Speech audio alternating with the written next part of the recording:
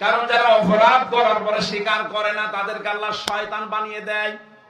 হযরত আদম ভুল করেছিলেন, স্বীকার করেছিলেন, আর শয়তান ভুল করার পরে স্বীকার তো করে নাই, আর আর্গুমেন্ট পেশ করেছে, ক্বালা আনা খায়রুম মিনহু, আমি ওর চাইতে ভালো।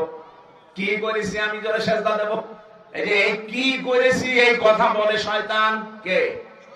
যারা পালিয়েছে দেখেন তো, তারা এখনো পর্যন্ত মুখ চোখ থামে না। কথা বলেন না। এই জন্য অপরাধ করার পরে যারা স্বীকার করতে চায় না, সে যেই হোক, পরে আল্লাহ হেদায়েত থেকে বঞ্চিত করে দেয়। মনে মনে বলেন আর সামনে প্রকাশ্যে বলেন, ওপেন বলেন, আপনাকে বলা লাগবে যে আমি অপরাধী। এই যে অপরাধ বোধ, এইটা আমাদের ভেতর থেকে উঠে গেছে। অন্যায় করার পরে অনেক মানুষ বুক ফুলিয়ে টান করে বলে কি করেছি। কি করেছি মানে আপনি কি করেছেন? আপনার বিবেককে প্রশ্ন করেন তো। 15.5 বছরে যারা দায়িত্বে ছিল তাদের বিবেককে যদি একটু প্রশ্ন করে যে কি করেছি আমি।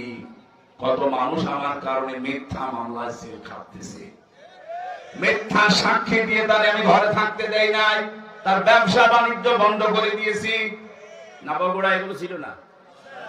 সিলেটাই জেলা আরো বেশি থাকার কথা। কত মানুষ এই দেশে গুম হয়ে গেল, খুন হয়ে গেল। আয়না ঘরে আমি 14 বছর পর্যন্ত মানুষ দেখেছি এত বড় বড় নখ হয়ে গেছে, চুল দাড়ি গোপ মনে হচ্ছে যে জঙ্গল থেকে বেরিয়ে আসতেছে। এত বড় বড় নখ দিয়ে এই দেওয়ালের সাথে খুশিয়ে খুশিয়ে লিখে রাখতো, মোবাইল নাম্বার দিয়ে গেছে। ভাই আমি আজ 14 বছর হয়ে গেল, যদি এই নাম্বারটা বাইরে কেউ দিতে পারে বলবেন যে আমি বেঁচে আছি। কি করেছে আপনি টের পান না? এই যে এত বড় বড় অপরাধ করার পর এখনো পর্যন্ত অনেকের অনুশোচনা নেই, স্বীকৃতি নেই, অনুতপ্ত হওয়ার কোন আলামত নেই, আরো বৃদ্ধি বাড়তেছে।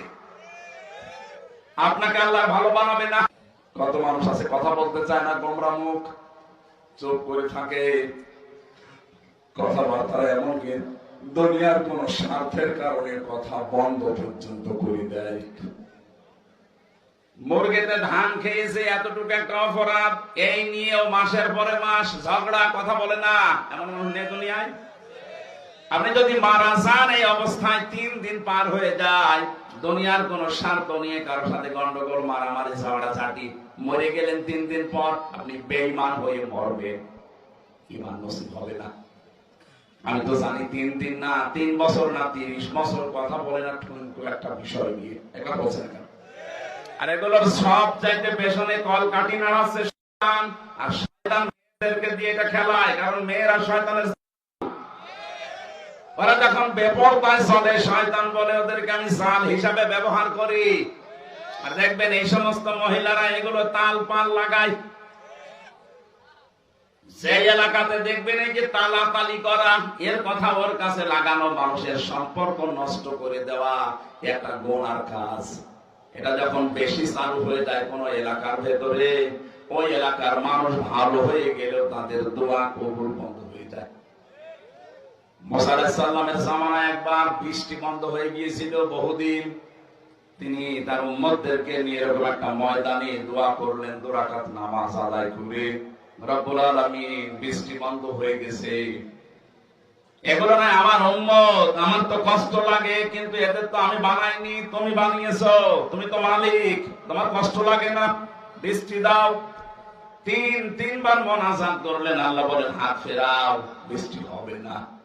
মুসা নবী তো নাছর বান্দা, যে আল্লাহর সাথে কথা বলতেন, ডাক দিয়ে বলে মাবুদ না, দেওয়াই লাগবে। কেন দেবে না ওই কারণটা বলো।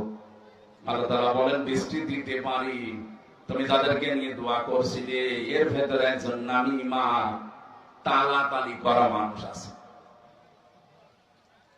ওই লোকটা যতক্ষণ এই মোনাজাতে হাসি থাকবে, তোমার দোয়া নবী হলেও কবুল হবে না। হযরতে মুসা নবী বললেন, আল্লাহ তুমি শুধু ওর নাম বলো, দেখো ওর কি করি। আল্লাহ বলছে না, আমি নিজেই নাম ধরে কথা বলতে নিষেধ করি মানুষকে, আর এখন আমি নাম ধরে দিলে তুমি ওরে মারামারি করবা, অপমান করবা, আমি এটা হতে দেব না। মুসা নবী বলে, আল্লাহ তাহলে আমি টের পাবো কি করে? আল্লাহ পাক বলেন, তুমি এই মাসলাটা শুধু ওদের সামনে বলো, ওদের ভেতর থেকে যদি কেউ তাওবা করে নেয় তাহলে আমি আল্লাহ আমি ভেবে চিন্তে দেখবো।